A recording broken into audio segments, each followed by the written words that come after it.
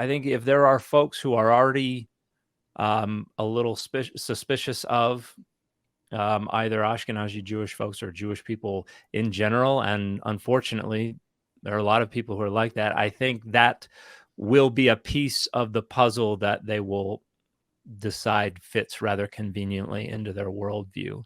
And so I don't have an estimate for how many people have heard this or know about this or believe this, but it is certainly many more people now than it was 5 years ago.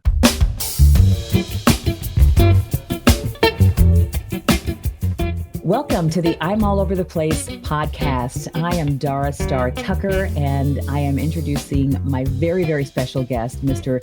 Dan McClellan. Dan, welcome to the podcast. Thank you so much for the invitation and for your time. I appreciate it.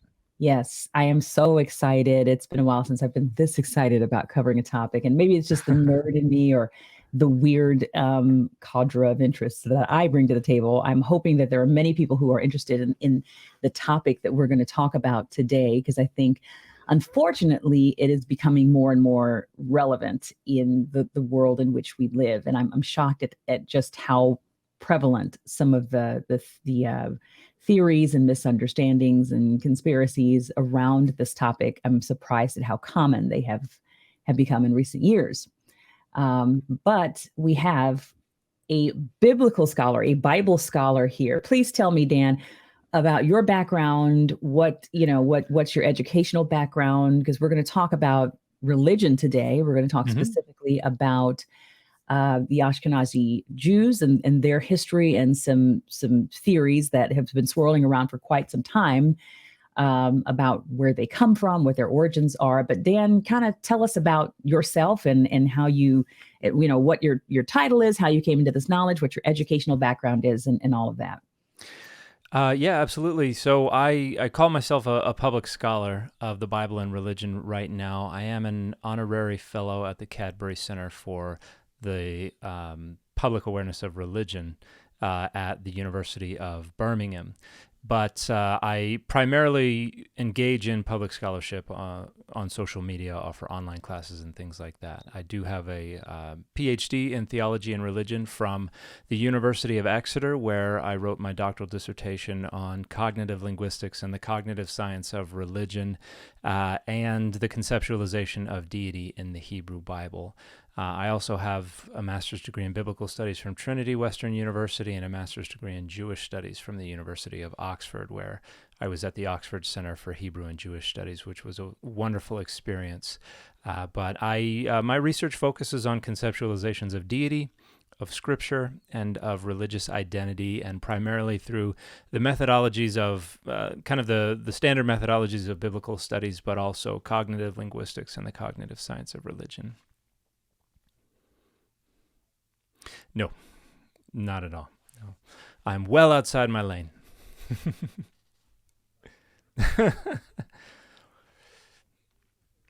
With someone who provides such scholarship in this area, because, as I said, a lot of people that follow this podcast, they know me from the online space. Dan is a TikToker, and as am I, and that's how we got connected. But as I've said on my own platform, I stitched one of Dan's videos and I said, it's such a relief to be able to engage and have encounters with and listen to the expertise of someone who really is coming to the table with real scholarly information versus a lot of the kind of ragtag sort of theories that we hear thrown around.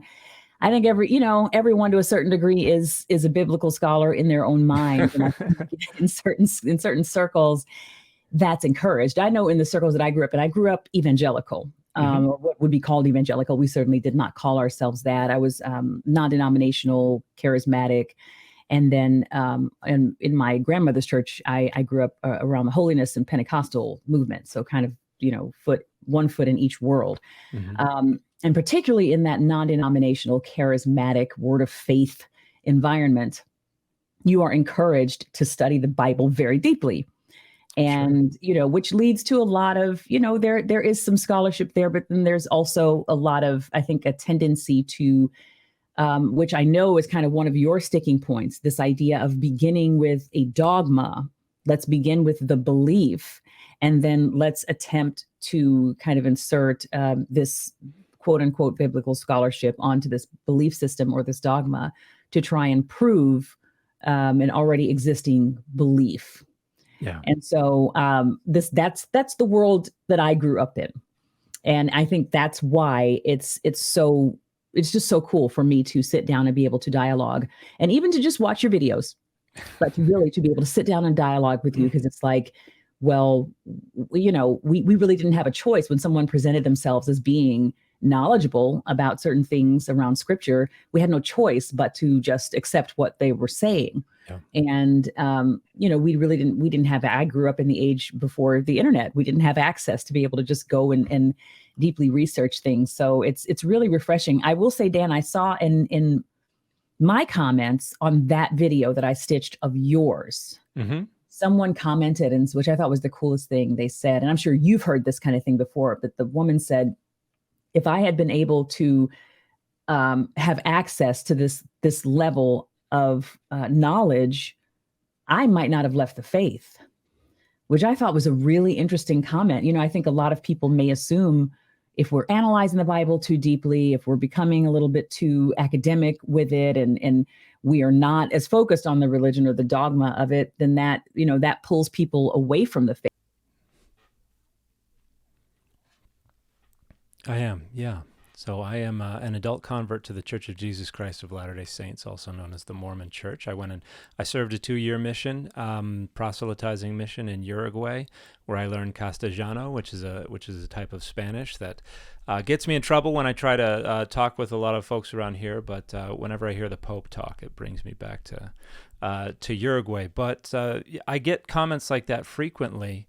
As well as from folks who are in that position where they're doubting, and I hear comments that this makes it easier for me to remain in the faith, and then other folks who said this makes me glad that I'm no longer in the faith, or this makes me glad that I'm still in the faith. I get both detractors and supporters across the entire spectrum, which I think is so fascinating, but at the same time fits with what I think the data indicate about religiosity and religious belief, is that it can't really be distilled down to just truth claims. That's a very Protestant approach to what religion is, but research indicates it has a lot more to do with just claims about absolute truth or the origins of the universe or the existence of a deity. There's so much more going on, and for a lot of people, seeing critical scholarship, understanding the Bible from a historical critical point of view, makes them comfortable with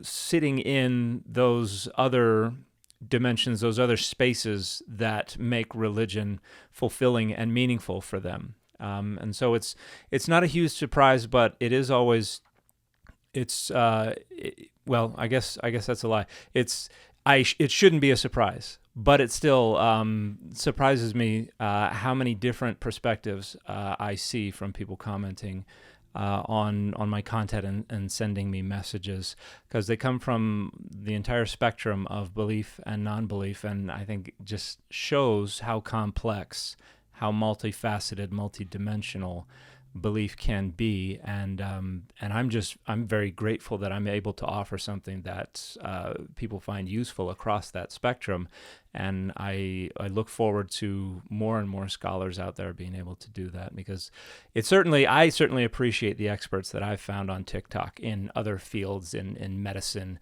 and in history and other fields where I don't have the expertise that they do. And one of the reasons I got on TikTok and on social media in general is because I saw experts in other fields, but didn't really see anybody who was an expert specifically in the Bible or in religion. And so hopefully I am filling a gap in the social media content, and hopefully there will be more joining me in the future. Yeah, you very much are. And it's so funny, people see I think your point is that people kind of, they get from it what they need.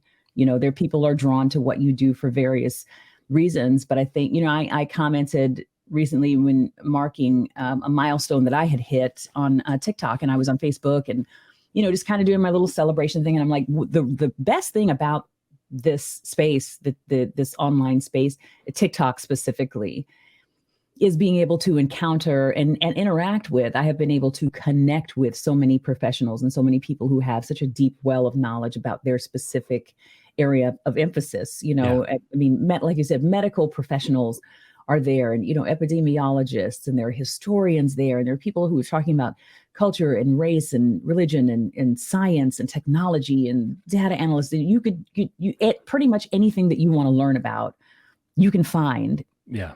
on TikTok. And I think people think of it, if they haven't been on it, they think of it as just some silly app that's, for kids and they're doing dances, which it is. But I think, us kind of fogies have crashed the space as well. Yeah. Finding a play. It's unlike anything, in my opinion, it's unlike anything that has ever existed before it. Yeah. Just this kind of quick, sometimes even 1-minute videos that can just help to lock you into something that maybe you didn't understand fully before. And it's like, wow, I feel enriched. I feel like I've gotten something. There's a nugget of something that I understand now that I didn't understand before. Yeah, I think there are more and more people are discovering that you can do so much on TikTok with creators who do all kinds of different stuff, from cooking recipes. You have people critiquing the way other people cook. We have people looking at older recipes and trying to see how people were eating 100 years ago. Wow. And I frequently have people tell me I need to start a separate TikTok account where I do scholarship of comic books, because wow. I have I wear comic book t-shirts a lot. I love comics, but I know there are experts in comic books out there, and I would not be able to do any justice whatsoever to that. And so I let people know that is not my lane. There are other people who are filling that lane phenomenally, and I'm going to leave it to them. So yeah, people will try to push you into any and everything. Well, you need to be talking about this, and I'm just like, no, there are plenty of people talking about that. I don't feel any obligation whatsoever to jump outside of my lane, which is why I reached out to you. One of the things I really love about your channel too is that there is the culture on TikTok and outside of TikTok, on pretty much any platform, especially if it's video based, to kind of slam dunk on people, or play this kind of gotcha game where, you present your side of the story and here's my hot take. And, we're doing the death, what is it called? A cage match. And, and it can be very entertaining in certain respects, especially if you have some sort of emotional investment in the fight. If you have a dog in the fight, you kind of want to see your dog win. And I can't say that I have not invested in that kind of thing to some degree in other respects. But I think when it comes to religion, when it comes to religious discourse, that can be a very, I don't want to say dangerous, but it can be a very dangerous game to play. And it can be, those can be very dicey waters to enter into, because there are very few things that people are more passionate or sensitive about than their religious beliefs and doctrines. And so what I like to see with your channel, I love how you insert just the slightest bit of snark. It brings my heart joy. But it's always a respectful conversation. I think your ultimate goal is to educate. And I feel like we share that aim, the basis and just the fundamental, reason for the existence of what you do is education. It's to bring knowledge. It's to bring enlightenment. It's to bring understanding. And it's not to elevate, yourself as some sort of authority on anything necessarily, but like, hey, here's the knowledge that I bring to the table, and this is why this theory is errant. And your videos always start out with just this little, you'll play just a splice of something that someone said, and then you come back with this, all right, let's hear it, or all right, let's see it. I can't remember which one it is. All right, let's see it. Let's see it. Yeah. And then, we're all poised and ready. We're like, Dan, I've got to do his thing. Dan the man, come on, bring clarification, bring illumination, bring understanding. And there are, it excites me because what I do is so similar to that, in that there are a lot of extremists that interact with our content, or that we interact with in the course of what we do. And I have to continually remind myself that I am not here to necessarily appeal to or convert extremists, because a lot of them are very much dug in and they're locked in, either side. But I'm here for the people in the middle who really who are seeking understanding and who are seeking some, a foundation, kind of a ground level. Like, hey, is there truth here? Is there a truth to be found? Because if there is, I want to know what that is, to the best of my ability. And so I appreciate your commitment to truth and the ability that you have, no matter how, some of these people are really mean-spirited and not very kind. And they are, frankly, in my words and not yours, but many of them are zealots. Many of the people whose videos you have to respond to and interact with, they're not very nice, but somehow you manage to keep a very respectful tone. So I really deeply appreciate that about you, Dan. Well, thank you. Thank you for the very kind words, and I appreciate them and the humbling words. I do my best. I'm not perfect at it, but yeah, I found that my message can get through a lot better if the more contrast is drawn between the demeanor of the person I'm responding to and myself. It is very tempting sometimes to yell into the camera, but I think the message will get caught up in all kinds of different problems if that's what I'm doing. But the fact that, I've got 20 years experience arguing with people on the internet about religion. So there's not much that I haven't heard out there. There aren't many, nobody can yell loud enough that I have not been able to deal calmly with them before. And also, if it takes me a dozen takes to do something, I get sick and tired of looking upset about it. So at that point, I'd just be acting anyway. So, right. When I first started off, I don't like looking at myself on a camera. I was not comfortable with filming myself. And so I was just doing it kind of deadpan as kind of a default. If I try to be too performative about this, the message is going to get lost. And then that turned into kind of a persona that people started commenting on and appreciating. And so I kind of fell backwards into, well, this is my persona on social media now. And so I've tried to stick with it because I do think it actually serves the message better for me to be consistent, to be dispassionate, to be even toned, even in the face of folks who are personally attacking me. I'd like to see more of that out there. I think you are a wonderful example of that as well. I've appreciated how you've been able to tackle very controversial ideas, particularly as they relate to race and society and history, and present it in a very even tone without having to attack the person or without having to degrade the other side of any given conflict. So I've appreciated that from your content as well. So thank you. Well, I appreciate that. I mean, there's a fine line to be drawn. I know this is just kind of a love fest, but I just out, okay. There's a fine line. You can edit it down to later on. You're drawing a very fine line. I think when you do this kind of thing online between, like, as you said, being very dispassionate and kind of relaying the facts and making sure that people understand, like, you're not here to push in a particular agenda. You are here to provide illumination and to provide understanding around a topic, while at the same time, and I've come under criticism for this myself, while at the same time, not mincing words, which is another thing that I appreciate about you. You don't equivocate and you don't attempt to play to both sides. It's simply like, here are the facts. Here is the information. And I'm not really going to try to make or placate anyone or make anyone feel better about the fact that they are, here on this other side of the truth.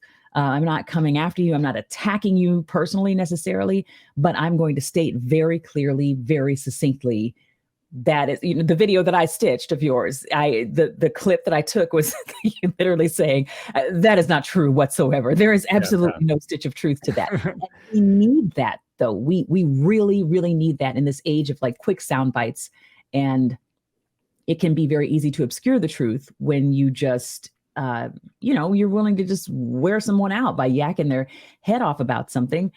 We need directness and straightforwardness. So that's that. I deeply appreciate that as well. It's like if it's inaccurate and if it's wrong, just say so. It's okay to just say that outright. And I mean that candor is so important. I mean, I appreciate it. That's just Well, thank you. me.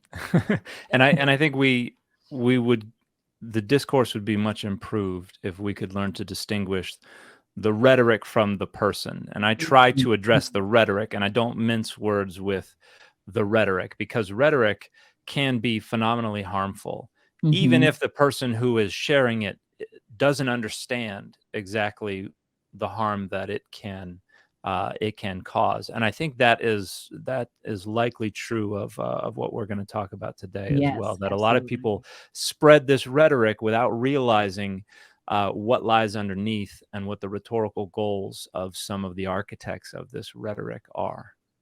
Yeah, I was talking with someone today about this specific topic, and we're going to talk about, as I said, the Ashkenazi Jews and some theories around their history and their origin, and theories about them basically not being quote unquote real Jews.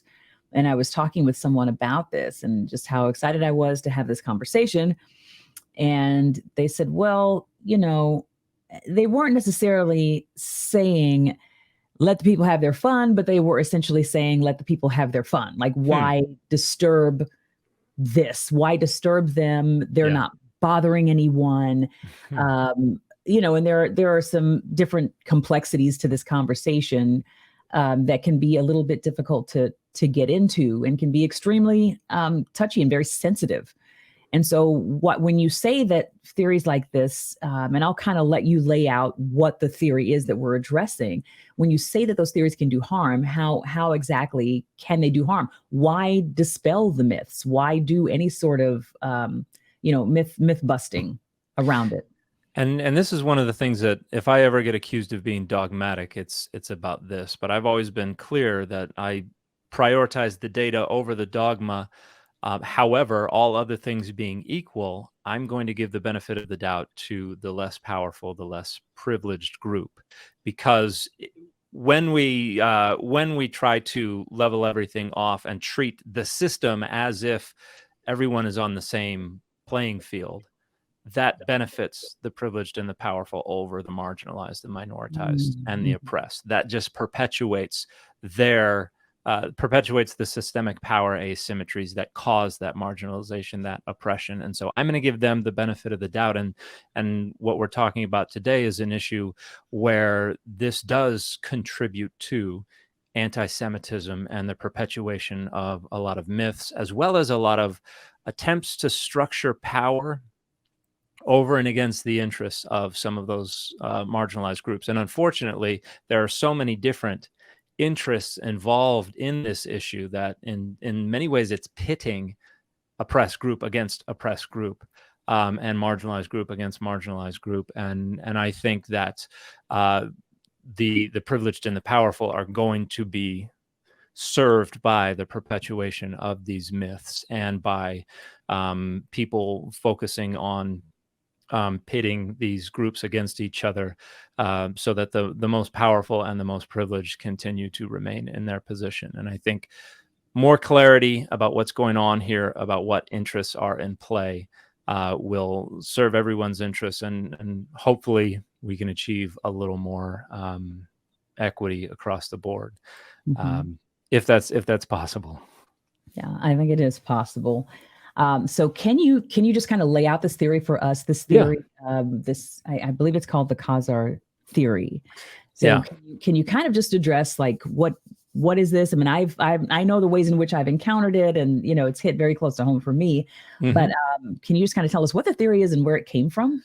So this is a theory about the origins of one of the two main branches of European Jewish communities. We have the Sephardim, or the Sephardic Judaism, which between the Babylonian exile and the expulsion from Jerusalem by the Romans, and in some other periods in between, you had people leaving ancient Southwest Asia, the area we now know as the Middle East. The Sephardim traveled to the Iberian Peninsula around Spain and have migrated around since then. The other group are known as the Ashkenazi, and they are traditionally located in Western Europe. There's been a lot of mystery around where precisely they came from. And there's been a lot of anti-Semitism that has circulated as well. And in 1976, we had this Hungarian Jewish scholar named Arthur Koestler who wrote a book called The 13th Tribe. And the intent was to undercut some of the anti-Semitism in this time period by suggesting that Ashkenazi Jewish people were not Semitic people to begin with. The idea being these people are all anti-Semitic. Well, maybe if we identify Ashkenazi Jewish folks as not Semitic, that will kind of act as a bit of a buffer. And so what he came up with was this theory of the origins of Ashkenazi Jewish people in the conversion of an empire known as the Khazars that occupied the region around the Caucasus Mountains in between the Black and the Caspian Sea. They were there between around the 8th to the 10th centuries CE. And in the 11th and 12th centuries CE, we have some accounts stating that there was a significant conversion to Judaism among the leaders of the Khazar Empire.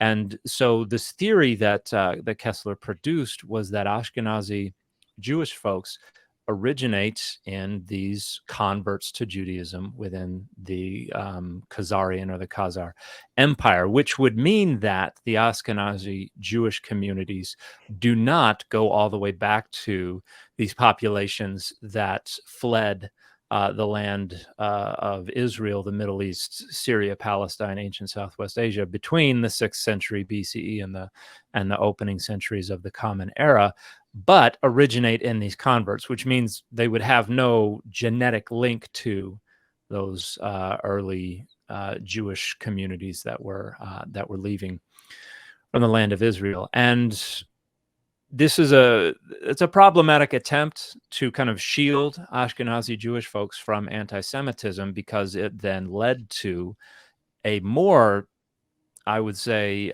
severe kind of anti-Semitic deployment of that theory in saying, aha, Ashkenazi Jewish folks have no genetic ethnic link to the folks who occupied the land of Israel anciently.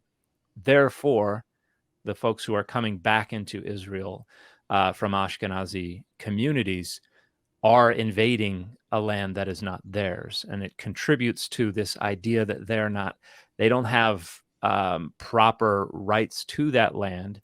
They are not true Jewish people. They're not real Jewish people. And this has also contributed to groups today. And we've seen this in some headlines in the last couple of years where they are linked with the statement in the book of Revelation in the New Testament, Revelation 2:9, where it talks about people who say they are Jews and are not, but are of the synagogue of Satan. And so this not only becomes a conspiracy theory that denies Jewish ethnicity to Ashkenazi Jewish communities, but also vilifies them for those who consider the New Testament to be authoritative as a synagogue of Satan. And this also means that if they're not the real Jewish people, who are the real Jewish people? And there are groups that have stepped up to assert their identity as the real Jewish people in place of Ashkenazi Jewish people. So there are a bunch of different interests that are in play in this conspiracy theory, but it's not really based on any good data, and it's causing an awful lot of harm to Jewish communities today. Mm-hmm. So why, can you tell me why, if it really is, it's a debunked theory, as in terms of scholarly sources, why has it had such legs, even within the the academic community. I mean, the person who put forth this theory, the Kessler, I think you said in '76. I mean, he wasn't just some guy off the street. This is someone who ostensibly has some accreditation around these subjects. Why is it that there has been such a buy-in at a high level? And I'm not just talking about researchers on YouTube, but people who really should know better. Well, it's because it serves the interest of a lot of dogmatic positions. Because after Kessler, there was another scholar named Shlomo Sand who published a book called The Invention of the Jewish People. And this was an avowed post-Zionist who is trying to undermine a Zionist ideology. And so this is an attractive theory to deny that the folks who are promoting Zionism, which is frequently Ashkenazi Jewish folks, are actually, they're believing in a lie, that they don't have any claim to this land. And so for post-Zionist Jewish folks, it serves that rhetorical goal of undermining the Zionist project.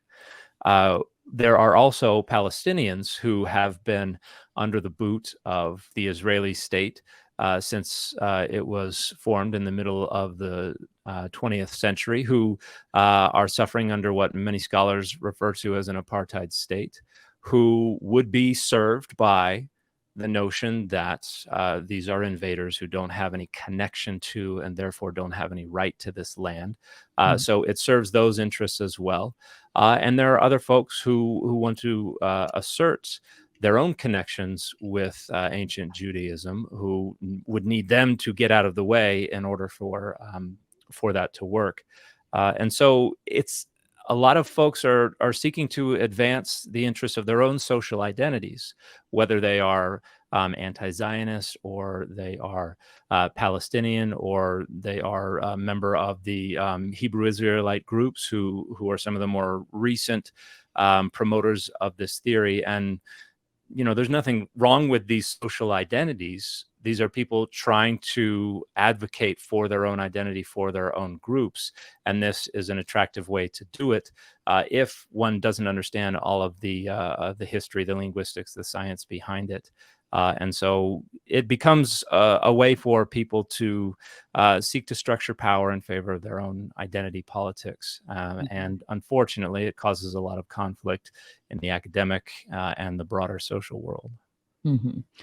So can you just kind of tell us in simplified terms, I guess, why this theory is problematic? I mean, what are the basic issues? What are the basic problems with this theory? How do we know that this is really a false theory?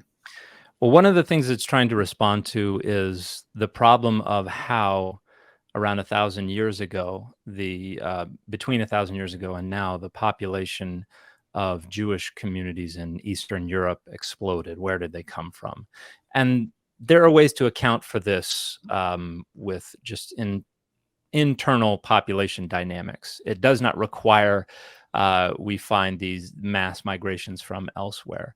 But the problem with trying to solve this by looking at mass migrations is we just don't have a ton of data. We don't have much information. Now we have these traditions. We have this tradition of the Khazar communities converting to Judaism. And so that's a datum that a lot of people think, all right, let's put that on the board as something that can contribute to our understanding of how this population exploded, where Ashkenazi Jewish folks came from. And then now we have a lot of genetic data going on. We got a lot of research in genetics that hopefully can help us answer a lot of these questions. And so some of the folks who are promoting this hypothesis today are geneticists. The problem is we don't have any descendants of the Khazar communities. And so we have to use other populations as proxies for this. So for instance, Armenians and Georgians and things like that. And so one of the geneticists who is promoting this theory has been for the last decade plus uses those populations as a proxy for the Khazars, and then is looking at DNA data from a very small number of Ashkenazi Jewish folks, trying to identify links between the two. But there have been more thorough analyses of the genetics that indicate there's no significant link between Ashkenazi Jewish populations in general and any of the genetic markers from the regions in and around the Caucasus. And so, from a genetic point of view, the data is just not there. But if we look at some of the assumptions that were made in the early periods of the rise of this genetic research, there are some scholars who make some claims that if you ignore the more recent scholarship that has overturned those claims, you might think, yeah, the Georgians and the Armenians are proto-Khazars, and so we can use that as a proxy. There's also a linguistic argument that's going on. The Yiddish language is closely connected with Ashkenazi communities, and so there are some folks trying to make the argument that the languages spoken in and around the Caucasus around 1,000 years ago are closely linked to Yiddish, and therefore that may be where Yiddish came from. More recent linguistic analysis has shown that there's just nothing to those theories, and so there are some other kind of more dogmatic approaches to this. For instance, some folks will point to the Bible as evidence that the Ashkenazi Jewish communities are not from the Semitic genetic stock. For instance, in Genesis 10, we have what's known as the Table of Nations, and it talks about the different nations that have descended from Shem, Ham, and Japheth, the sons of Noah. And Japheth goes from, I think, Japheth to Gomer, and there's a son named Ashkenaz. And some folks suggest, aha, that is the ethnic origin of the Ashkenazi Jewish people. And Japheth is not Shem, therefore the Ashkenazi people are not Semitic. They are something else.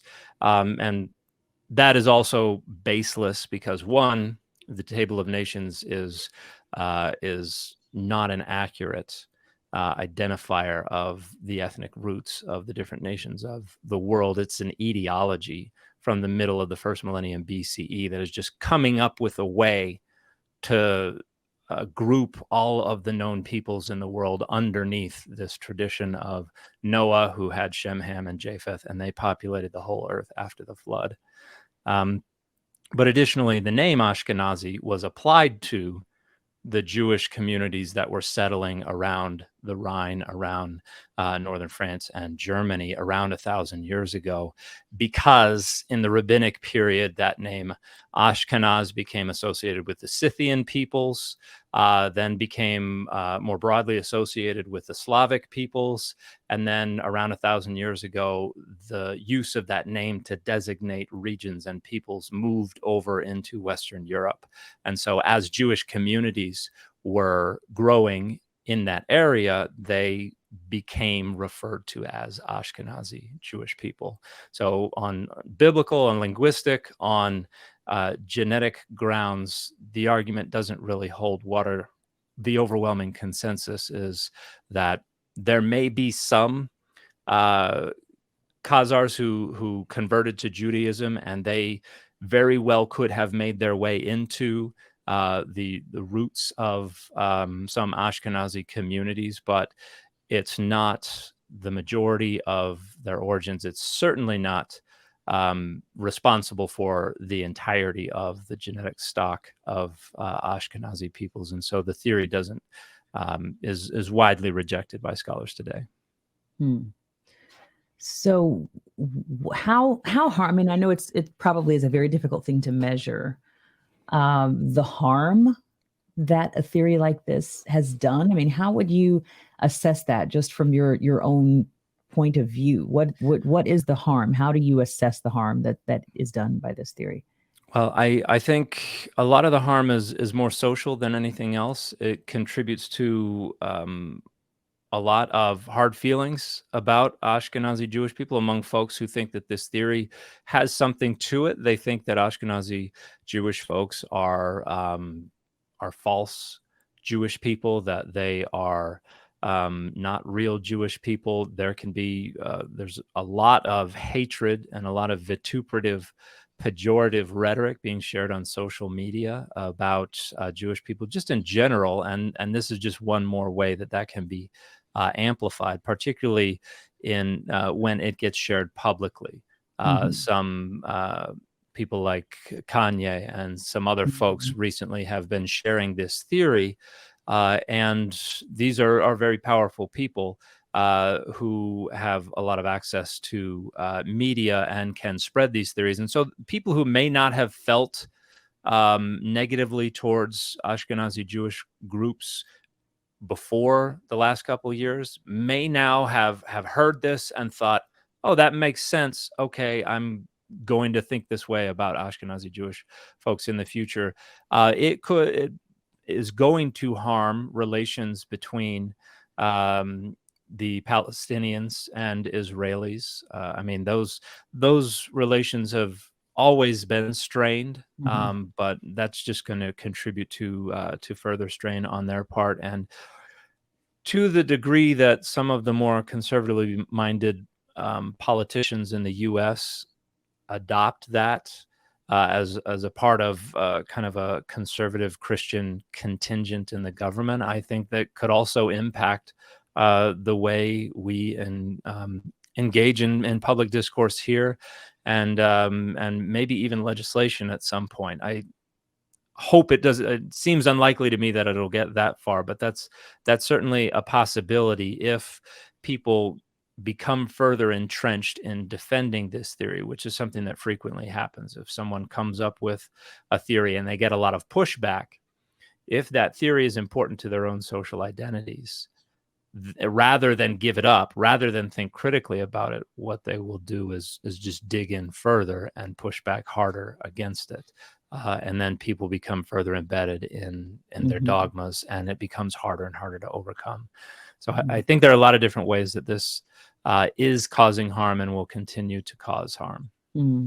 How widespread do you think the theory is? I mean, how often have you encountered it in the work that you do? I don't encounter it a ton. It's largely kind of a fringe feature of research into Jewish origins. And it's really since I think Kyrie Irving and Kanye began to really publicize this and defend it based on a movie I think that came out shortly before it started being discussed publicly.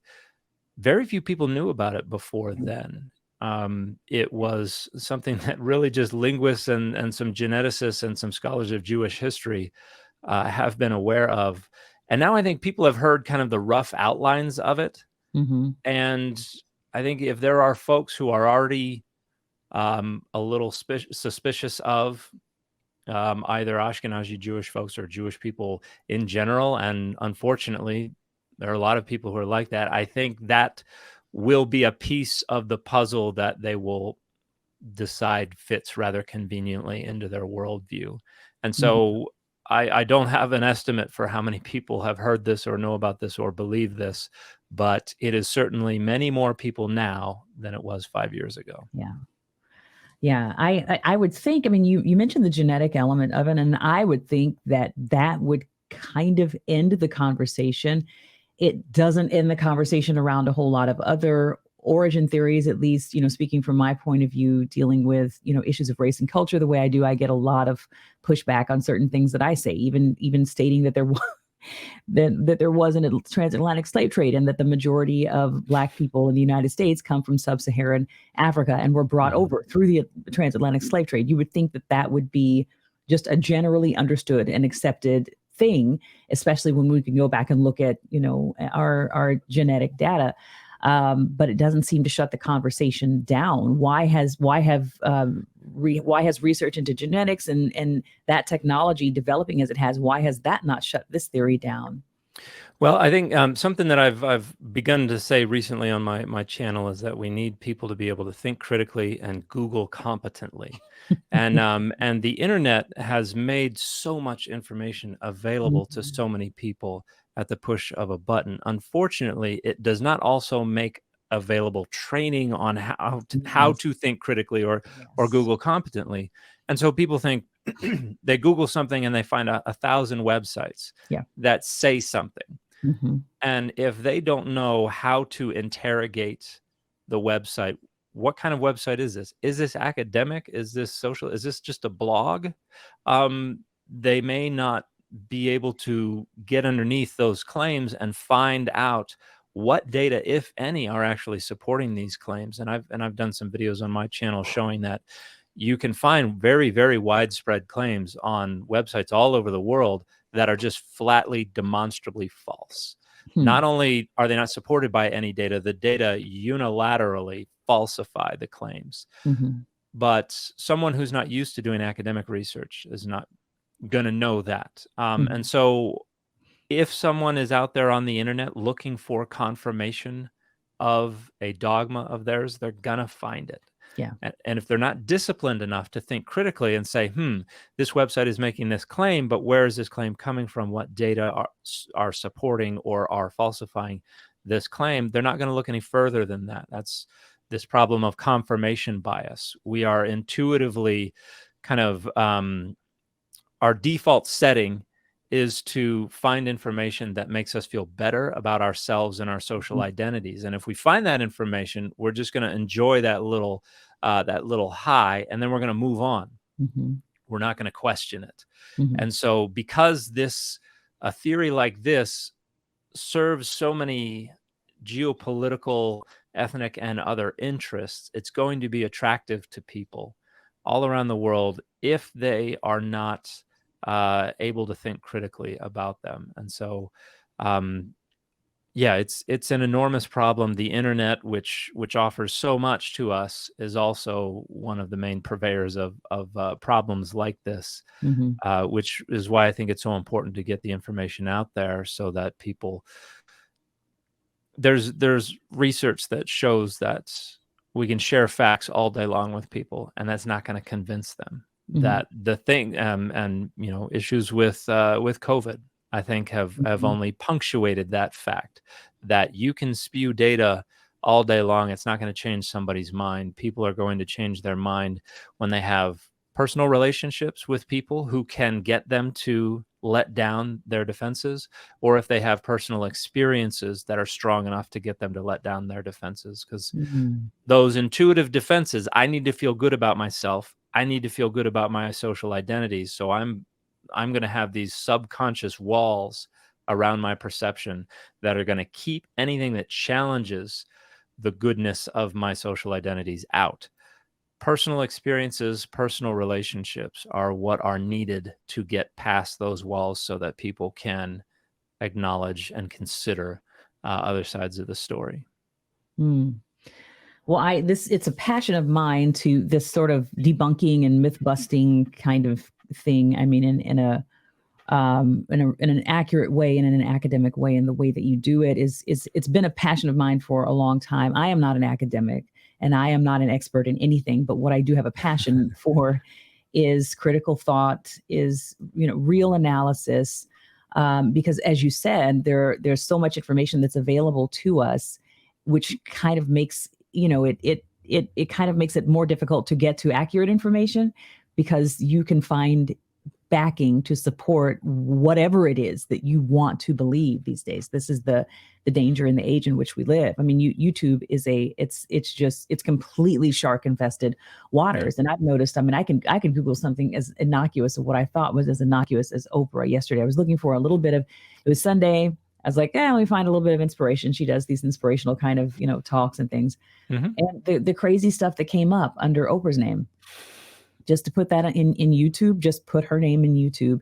And the majority of the first results that came up, the first 10 results that came up, were just utter trash, utter conspiratorial nonsense. Oh, wow. And it's just a very sad and a heartbreaking thing to me to feel that so many people are being kind of carried off of this, precipice. I don't know. I've done videos on confirmation bias and on argument and rhetoric and debate and logical fallacies and things like this. But there has to be a desire, I guess, on the part of a person to rightly divide, as the Bible itself says, to rightly divide the word of truth and to understand truth from fiction versus being affirmed in what we already, what we want to feel or understand about ourselves. So when it comes to, and I'll specifically make a statement with regard to the Black community, when it comes to certain members of the Black community latching on to theories like this, I would say that a lack of affirmation of our own identity can lead to a propensity to fall prey to theories like this and false histories, because this isn't the only one by far, by a long shot. And I plan to have conversations about this kind of thing, even more so in the future. But I think the work that you're doing around this is so important. But is there a way, I guess, just as being someone who is engaged in a type of debunking and myth busting and educating around different kinds of topics, is there a way to create the desire, I guess I would say, to create or to cultivate the desire in people to seek out truth? And what does that work look like for us? I know you mentioned personal relationships, and that's probably the best that we could hope for, is that people would develop relationships with people who could have conversations with them. But is there a way that we can approach the work that we do in a way that cultivates that desire for truth? I know that's a very kind of convoluted and deep question.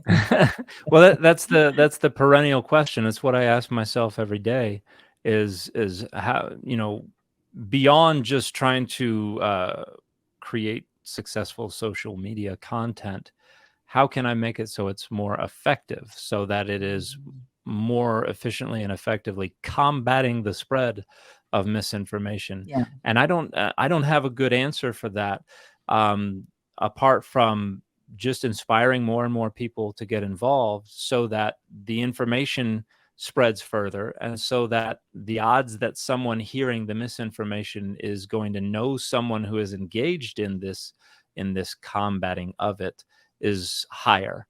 I think that is going to do some of the most good. And then I think just people speaking up when they hear it. I think too many times, in the interest of our personal relationships, we'll let stuff slide.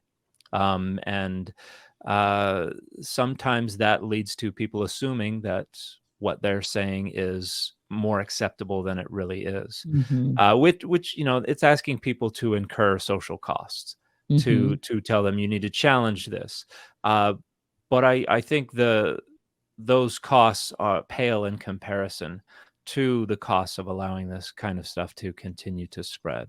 So if the internet inspires more and more people to become interested in their own past, in the histories of the people around them, in what's going on with the struggles that they see in front of them, if it does that, then I think we're moving the needle to some degree. And I've been very fortunate to get feedback from people who have said that I've inspired them to go and study religion or study Mm-hmm. the Bible in university or something like that. I am touched by that. I am humbled by that, because it means we have more and more people who are going to be able to spread data Mm-hmm. that can combat the dogma. But yeah, changing the hearts of others, that's something I don't know that we found a great answer regarding how to do that yet. Yeah, I, as I said before, I try and continually remind myself that it's not my job to convert extremists. It's not my job necessarily to engage with zealots or with people who are very dug in with a particular point of view or dogma. My job is to reach those people in the middle, because they want truth and they want understanding around topics that are very heady and very difficult. Topics like this, but can also be very, very damaging. I did a video, a couple of videos where I kind of touched on there have been several videos where I have touched on, because I love the Jewish people, and I've always had kind of a deep connection or spiritual kind of admiration and love for the Jewish people. And so I have been accused of anti-Semitism myself for one reason or another, for several videos that I've done around Jews and Jewishness. But one of the videos I did was called "Whatever Happened to Relations Between the Black and Jewish Communities," and I got a whole lot of pushback on both ends, the extreme of both ends of that conversation, from very right-leaning Jewish people and from Black folks who were very much invested in this theory of the Hebrew Israelites, and this Khazar Theory and all of that. So it caused me to, when that happened, and there were so many people in the middle, I have to remind myself, 80% of the folks in the middle were appreciative of that video. And, my following actually increased from it and got connected to some really interesting people. But it also caused me to back away. It also caused me to say, hey, this is a really interesting topic, and maybe I want to get into this and research this. And the minute that groundswell hit, I mean, I just found out a couple of days ago that Ben Shapiro did a response video to me at that time, back in November 2022. Oh, wow. Yeah, and I didn't know it. I just found it. I was looking for something, because of this conversation that we're having, and I just stumbled upon it. I was like, I could not believe it.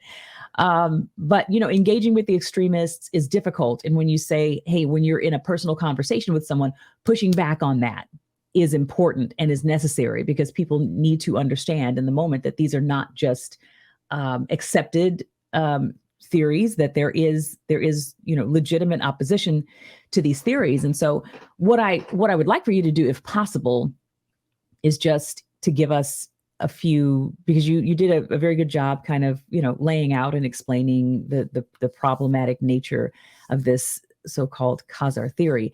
But if you can just give us, maybe 3 good bullet points to take away when we encounter this theory. Not that we're going to be having deep scholarly debates with anyone around it necessarily, because this is not, our line of work. But when we encounter the theory, what are maybe the main 3 to 5 points that we can hit and just have to take away from this conversation when we hear this theory proposed? I think the main thing to be aware of is that this theory has been proliferated. It has become popular because it is a way to delegitimize the Ashkenazi Jewish claim to Jewish ethnicity and roots in the land of Israel. That's the main reason that people are spreading this theory, is because it delegitimizes those claims, and that is phenomenally harmful.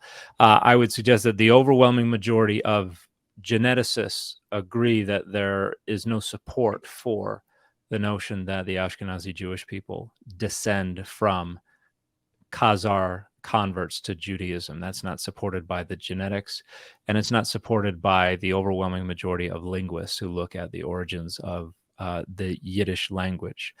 And so there are just no data there that give this enough support to take it seriously. It is a fringe theory, again, that is popular only because it serves to delegitimize the claim of Ashkenazi Jewish communities to Jewish ethnicity and roots in the land of Israel.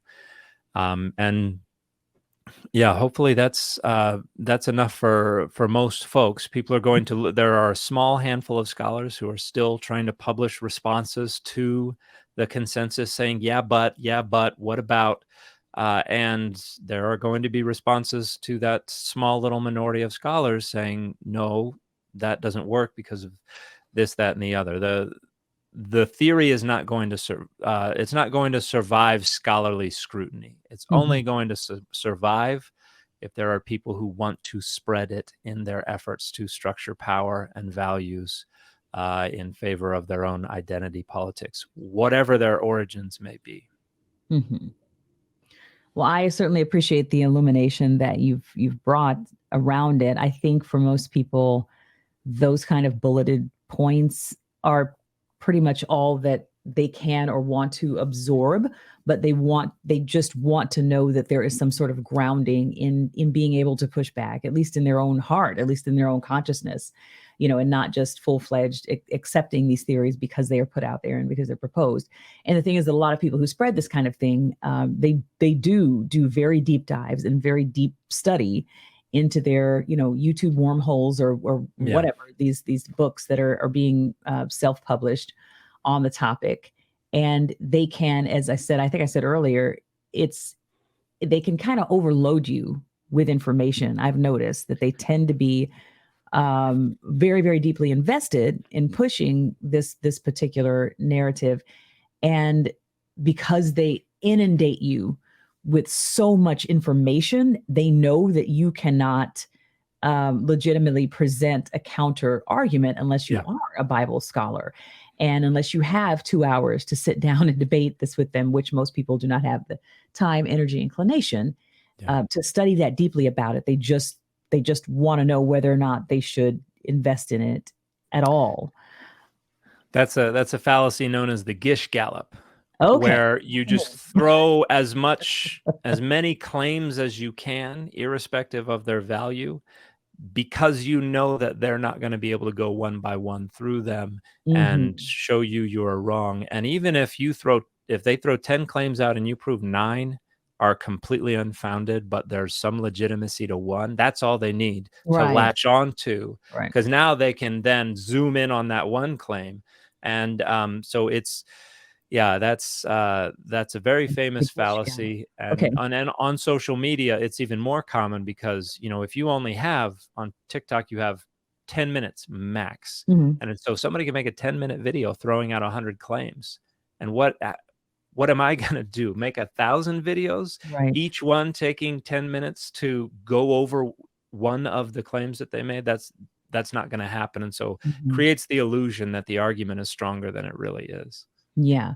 Well, I think I've noticed generally in my work online that people tend to default to information that they want to believe, and that's for better or for worse. They tend to be drawn to information that affirms their already deeply held beliefs. And that's not to say that I don't think that it's possible to sway or to convince someone, with factual information, which is what we're attempting to do today. But I think when people settle into theories like this, it's because there is something already there that, as you made this point earlier, that really wants or needs this story. They need it to be true on some level. And so I think the most difficult thing for me in certain cases is to just back off and say, you know what, if people want or choose to believe that the earth is flat, or that I'm about to do an entire video, which might end up being a series on atrocity denialism, which is particularly harmful. And this kind of is a tangential topic kind of related to that, because the Holocaust itself is, you can get into some of that denialism once you start to peter down this road of denying someone's history or their ethnic heritage. But again, I have to keep reminding myself that there are people who are seeking for the truth. They're seeking the truth, and they do not want to buy into narratives that simply support a worldview that makes them feel more grounded in a particular social identity, as you said. So the work you're doing is so important, Mr. Dan, Dr. Dan, and I deeply admire it. I admire the skill that it takes to be steadfast in what you do, because you do nothing but encounter false theories and have to dispel them. So it's very important work. Well, thank you so much. I appreciate that, and I appreciate your time and the opportunity to come here and talk with you about this. I think this is very important work that you're doing, and a wonderful opportunity to talk about something that I think many people would like to just kind of leave behind. But I think there are it does need to be addressed. The misinformation does need to be confronted. So thank you for the opportunity to do that. Yeah, it's very important work, I think, that you're doing. So can you tell us where we can find you online? Yeah, absolutely. I go by @McClellan across all my social media accounts. Now, My last name is spelled Mcclellan. When I lived in South America, that's not an easy last name for Spanish speakers to pronounce that begins with 4 consonants in a row. So I started spelling my last name McClellan. So I'd say, now can you say that? And they'd say McClellan, and I'd say perfect. So when I came back to the States, that became a handy username because Oh, wow. nobody uses that name. So McClellan. I'm on Twitter. I'm on YouTube. I'm on Threads now. I'm on Okay, Blue Sky. I'm great. on I'll have to TikTok. I'm follow all over you the there. place. And then I also have a podcast called the Data Over Dogma podcast, where we release weekly episodes. My co-host Dan Beecher is a good friend, and we have a good time basically doing the same things I try to do on TikTok. Democratize access to the scholarly study of the Bible and religion, and also combat the spread of misinformation about the same. So we have a lot of fun there. And then for those who I get questions more frequently than I would have imagined from folks who want to know how they can support my work. And I have a Patreon at patreon.com/McClellan, my username, if there are those out there who would like to know that. Good. Well, I'm glad that you've taken time off from all of your academic and scholarly work to do the kind of work that you do, because the information existing, or the information being out there and being available, is one thing, but having people that are good at communicating that information is essential, and at times has been the missing link or the missing piece to that great information getting out to the people that actually need to hear it. That's the essential link. And so I am grateful for people like you who have actually, come away from the Bible translations. You've done your time, you've done your work there, and you're coming away from the study of it to actually talk to people and engage with people around this. And it's like water in the desert. I'm sure you've heard it a million times on your page, but I'll tell you again. It is so needed. It's so necessary for those who grew up in very deeply religious homes. We are just eternally grateful to you for the work that you're doing. Well, I appreciate the very humbling words, and I hope I can continue to live up to that. And I appreciate the opportunity to share my research here, and to boost this message about the need to see through this information. Yeah. So thank you so much. Absolutely, Dan. Thank you so much. And please go follow Dan on all social media platforms and support his work. Do whatever you can to lift him up, because he's doing very, very necessary work. Thank you, Dan. And I hope that we can have another conversation in the future. I'm definitely going to bug you in the future. Yeah, absolutely. We'll tackle another big topic. I had to stop myself this time from wanting to talk about everything. So we just focused in on the one topic that I'm getting ready to do a bit of a breakdown around. But we're going to have Dan back. But thank you so much for being here, Dan, and looking forward to seeing you again in the near future. Absolutely. Thank you so much for your time.